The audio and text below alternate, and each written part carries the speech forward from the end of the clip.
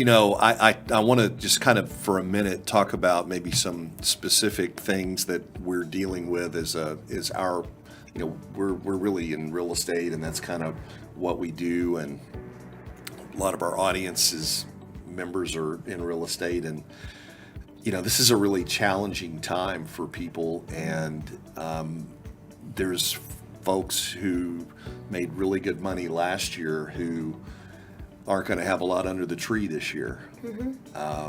And some of them are probably in a really bad state of mind right now.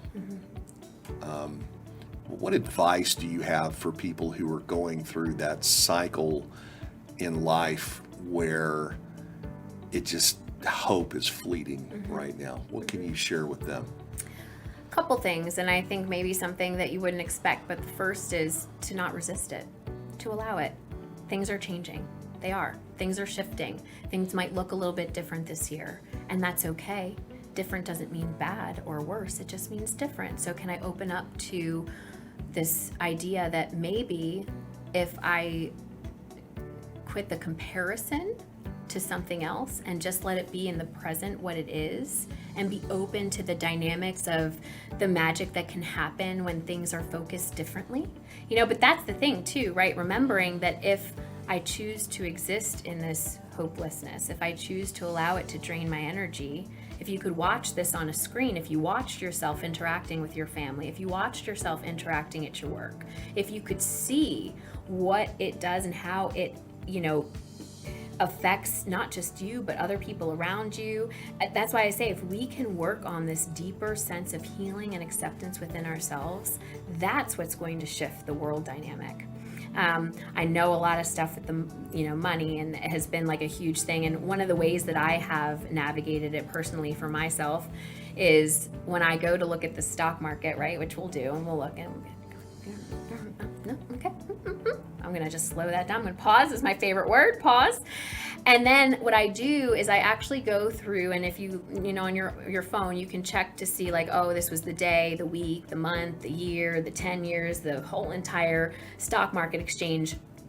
And if you look at the entirety of it, where it started and where we are today, we are still like, whoa, it gives you this perspective of like, wow, look at us up there. What are we so worried about, right? But if we look at it as the perspective of a day, yeah, then it's very, very drastic. And I say, let's use that same example with our lives.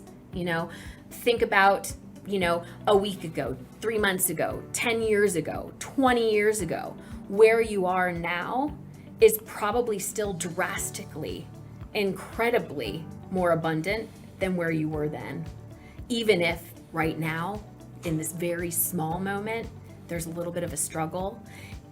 It's that idea of, okay, I know that for me to manifest, for me to be able to this, I have to shift my vibration. And this is the thing around manifestation that people forget, right? The first is the desire, but we throw those out all the time. I want more of this, or I'd like that, or I don't like that, which helps me realize what I do want. Desire is easy, we live it every day.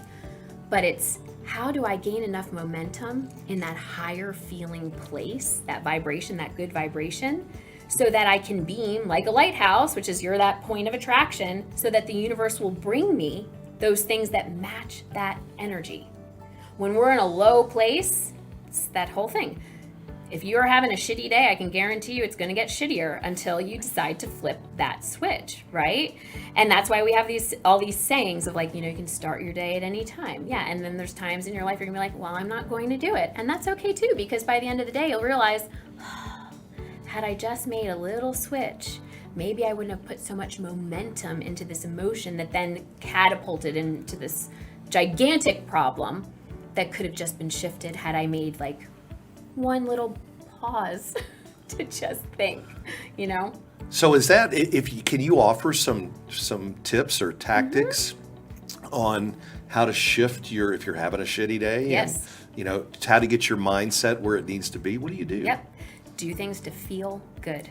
That is your priority. Your number one priority is to get yourself in a place that feels good. Whether that's take a walk, call a friend, listen to some music, go outside, take some deep breaths,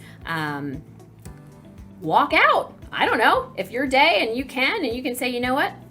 today's just not going my way. I'm done for the day. Sometimes I'll do that. I'll be like, yep, no, we'll try again tomorrow. But it's that idea of interrupting it before it gains momentum, because in energy work, any thought or feeling is going to emanate a vibration, a vibe. You get 17 seconds before it starts to catch momentum. So if you can catch yourself before 17 seconds, then you haven't put a lot of fuel in it, it's going to slow down a lot easier. It's kind of like a real heavy truck, right? It's going to start to take off, but if we don't feed it any more gas, it's going to slow down and stop. But if we keep on fueling it for days or months or weeks or years or lifetimes, then you got a really fast moving truck that's going to take a long time to slow down. But if you can start fueling a new truck, the one that you actually want to propel and gain momentum, then this one will slow down and eventually that one will shift. Yeah.